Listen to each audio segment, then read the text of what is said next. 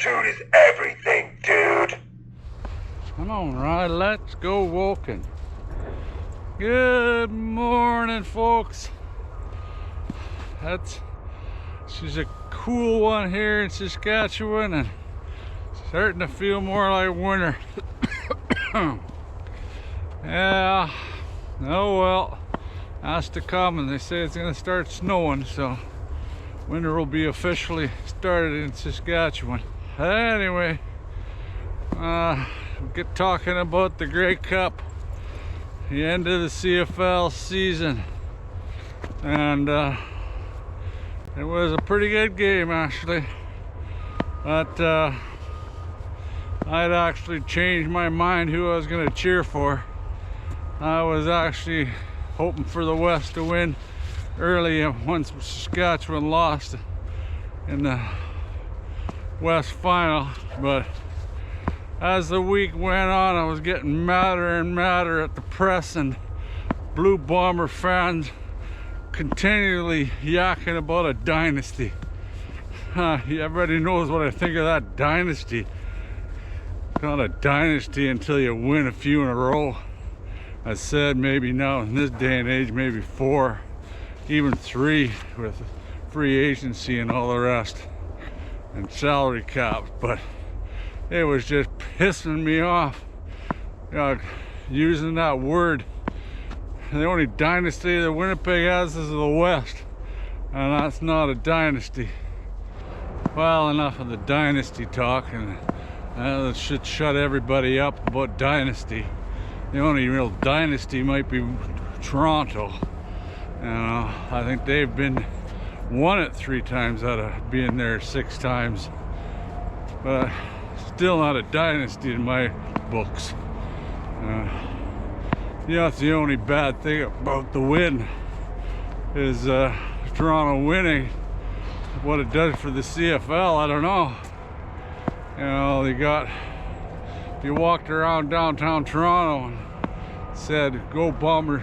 Go Argos, go! And we won the cup. They wouldn't even know what cup they were going for. Toronto's either Maple Leafs or Blue Jays. It's sad, but it's true. And then you'd be the opposite for the Winnipeg. If they won the cup, everybody would know it in the whole city. But well, most of them. So I feel, even at the end of the game, I was starting to get pissed off. All they talked about was the same thing.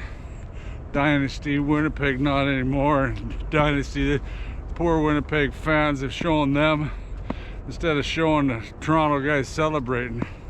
But the game itself, Winnipeg knows what it's like to get thumped like we did in the Western Final. There's a lot of similarities in the game. Defense wins championships, as I said many a time, and they got outplayed in all 3 phases, and the main one's defense. Their defensive backs for for Winnipeg, those defensive backs for Toronto, they did exactly what we got done to in the final. They got smothered, and plus they shut them down basically on the run. Oliveira had 2 big runs, otherwise he would have had pretty minimal yardage. I think it would have to give Dimwitty a lot of credit. As I said in my pregame video, the only thing they said about Arbuckle was, "Oh my God, backup quarterback coming in, and Toronto doesn't have a chance." The betting lines going all big time for Winnipeg, and all except the only person not saying anything is Dimwitty. They asked him about Arbuckle. He said, "Hey, I've been around him for a while. He was with him back in Calgary days." And he said he's a smart guy, and he knows what he has to do to manage the game. And he outplayed Zach big time. The offense, Toronto's offense, out first downed them, outclassed them by far. Every time that Toronto was hemmed in deep, Arbuckle got them out of trouble and moved them down the field enough to punt and change the field position. And the Bombers couldn't do nothing, basically. No, I think Zach had maybe 6 completions going into the third quarter there, fourth quarter. It wasn't, you know, and then he throws all those picks, turnovers, big deal. Can't have all those turnovers. I know a couple of them were garbage at the end, but they're still turnovers. And Arbuckle ran the ball when he had to. You know, bungled up play, and Arbuckle runs the ball. You know, you gotta make a first down somehow, create, and they did. With Winnipeg's defense, I got no idea why they decided just to rush 3 about 80-90% of the game. Like, it fooled me. And that's all in the game planning, you know. Also, you know, like play calling. When they get down deep after they have to put in Wilson because of Colaris's boo-boo on his hand, they throw 3 times to the end zone. A couple of them should have been picked. You know, like, they've got the leading rusher, top Canadian in the league, and they got him blocking. Beyond me. Like I said, that dimwitty, hell of a game plan. He game planned around Arbuckle. You know, he had those shovel passes. He had so many different design plays that Arbuckle could use, and Arbuckle spread the ball around. He didn't just use one receiver. That was our downfall with Harris. Just always picking on the same couple of receivers. Arbuckle spread it around. He had six different guys at least catch balls. That was, in the end, it was a blowout. Just a blowout. Defense wins championships, period. Even special teams, they got outplayed by special teams. You know, I said that earlier too. That was one of the check marks for Toronto. And that Whitehead came up with another bungle. You know, they'll be tossing him to the side. They need a returner. And Grant, he made a lot of yards on special teams, and kicking was pretty equal. But that Harlaw, he's hurt and he's still kicking him. Kudos to him. As far as the ref, and some peculiar calls, you don't see that blocking interference on a fumble recovery. I've seen it happen, but it mainly happens when it's in the middle of the field or not on a punt like that. I've seen it happen a couple times, but you know, it's so stupid. The guy doesn't have to push him, just let him get the ball and touch him, and they still get the ball back. But you know, it's in the rule books. That's all there is to it. It's a correct call. It just was a dumb play by him, and I'm sure that player didn't even know that rule exists. And early on I was going, here we go again, holding. Like, Toronto got holding penalties, and Winnipeg no holding penalties. One was peculiar. Well, I said about Winnipeg perfecting the holding, so I bring that one on all the time. But you know, one play there's 2 guys holding. I just call one of them, but You know, and all the fans always say, oh, I was holding on every play. But if that's true, then one team shouldn't get all the holding penalties. Like I said earlier here, they got a holding on a return and were caught deep, but Arbuckle got them out of there.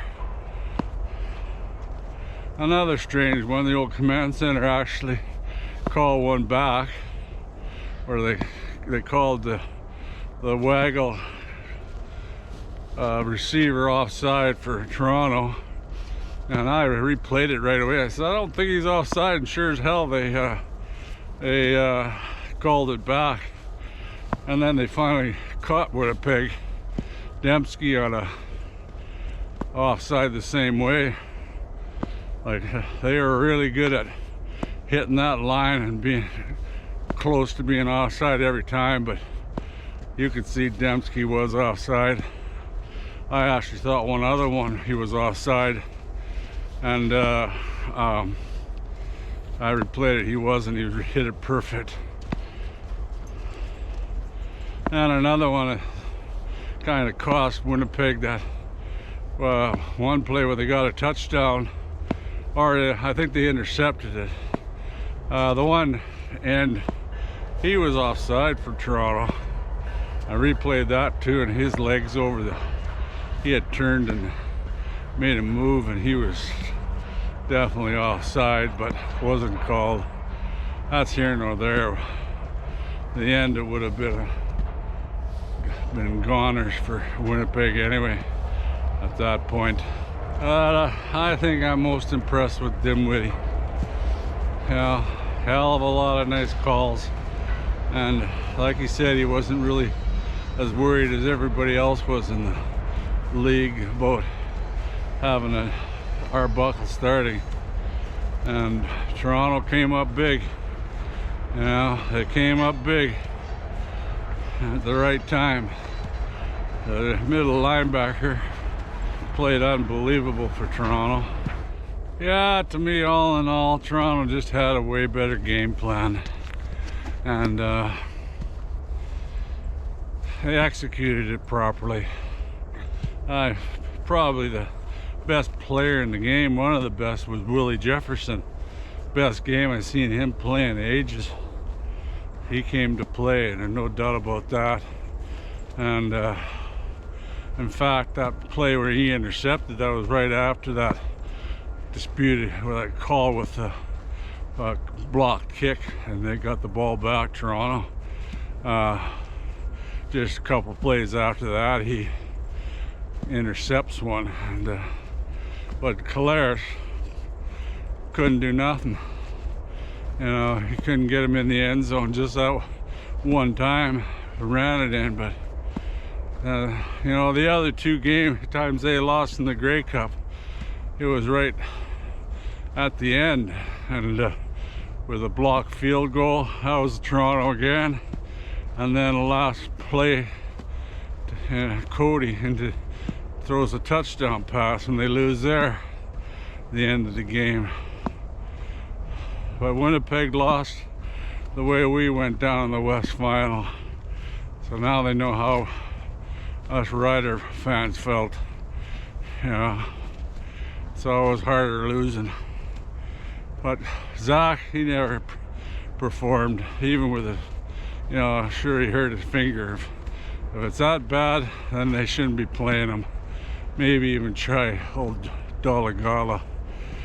But he ended the game pretty well when he threw that bomb, and got picked off, and they ran it back. That put it 2 scores up, and they never looked back after that. They ran over him big time. I think Winnipeg had thrown in the towel basically at that point.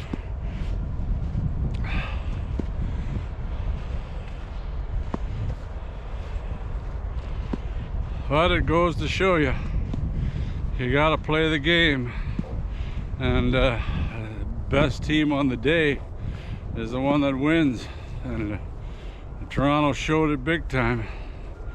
You know, all day, old Zach that front four, they kept reloading it with different guys, Toronto, and kept coming at him. They may not have sacked him, but they had him surrounded and he wasn't getting away, and he'd throw a pass and DBs would be right there, you know, where Winnipeg's trying to rush 3. Why they did that? We're the new quarterback in there is beyond me. That doesn't make any fathom. I can't fathom it. You know, pressure him, make him run out of there. But he just picked them apart.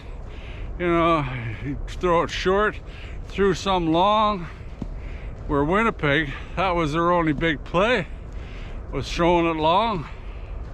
You know, they couldn't get nothing underneath very much. You know, Dembski dropped a couple, but that's because they're contested big time. And the other ones that weren't even close. Yeah, I wonder what they're gonna do with Zach. Yeah, I'll be making videos about who's gonna be signed and who's not, and who I want back. I'm hearing rumors of them wanting to sign Harris. A long-term contract yet. My God. Anybody that watches my channel knows what I think of Harris.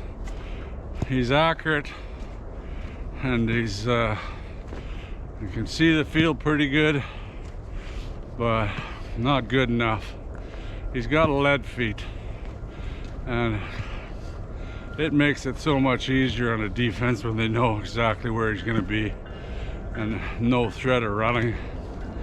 In the CFL, you have to have a mobile quarterback to win, as far as I'm concerned, or have some mobility to roll out of the pocket and do stuff.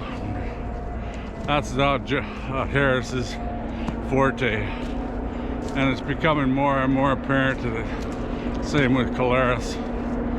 And I can't remember him even heading out of the pocket. Well, that's due to the front four sort of keeping him right in there and with nowhere really to go, where Arbuckle actually escaped a couple times. And like I said, it was up to game planning in that game. Like I said, I'll make a next video be about who I think they should bring back. Not that anybody gives a shit, but I like making them every year. We got basically a pretty good squad, but we need a few positions filled. And I know they tried last year, but they got another chance. Old Mace has another chance next year. And hopefully it's a lot better year for us. Anyway, I yapped on long enough. Damn trains are howling over here. Some days the sound really carries, and this is one of them that it does. Anyway, till next time, we'll talk to you soon, and go Riders go. Have a great day.